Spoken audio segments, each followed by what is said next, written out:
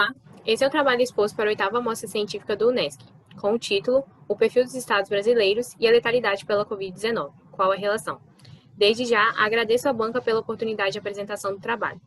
Este trabalho foi desenvolvido pelos alunos Júlia de Lima Gama, Maria Lara de Bem Machado, Victor Hugo Vani Marchetti e pela nossa professora orientadora, Fernanda Cristina de Abreu Quintela Castro.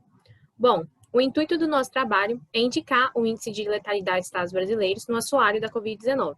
Sabe-se que a Covid-19 é uma síndrome respiratória aguda que atinge o mundo. Ela é causada por um vírus conhecido como SARS-CoV-2, da família Corvidae, e esse vírus possui alta transmissibilidade, que vai desde casos graves até casos leves. Uma taxa de porcentagem com casos leves de 80% e uma taxa de porcentagem de 5 a 10% com casos mais graves. Bom, o objetivo do nosso trabalho é correlacionar as características dos estados brasileiros com a taxa de letalidade pela Covid-19. Então, para poder atender esse objetivo, o método que nós usamos foi um estudo ecológico.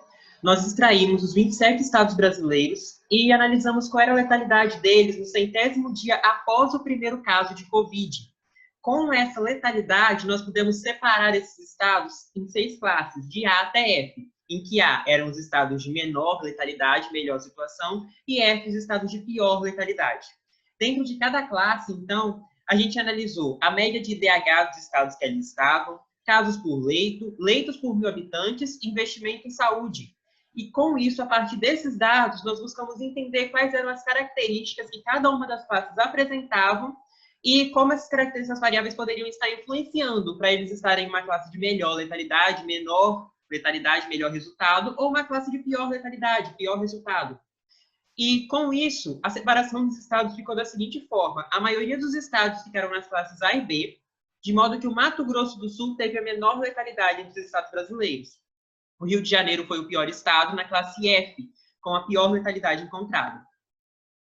Analisando, então, agora as variáveis dentro dessa situação, começando pela média de IDH, a gente não encontrou uma correlação significativa, apesar de um decrescimento leve aqui de A até D, o IDH aparentemente não influenciou tanto nessa letalidade.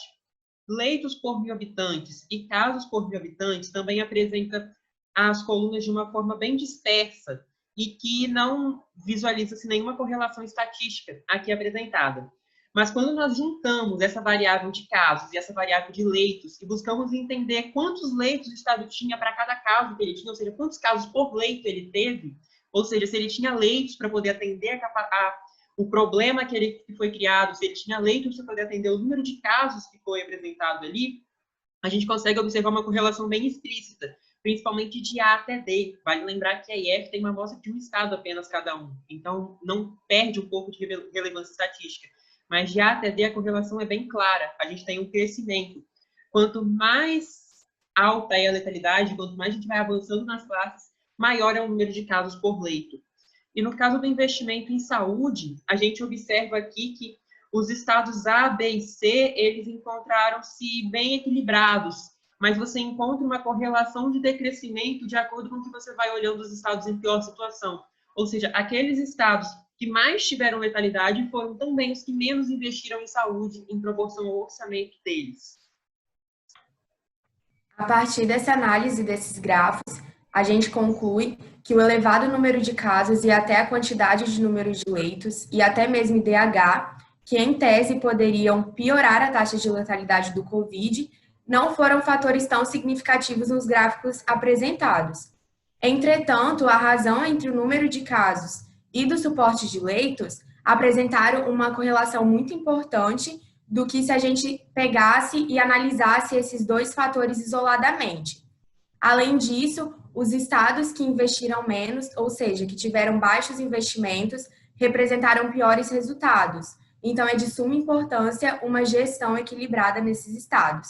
E as referências utilizadas, a primeira a gente utilizou para definir a Covid-19, a segunda referência é equivalente ao número de casos, a terceira é a base de dados que a gente utilizou das cidades e dos estados, e a quarta referência é equivalente ao número de leitos.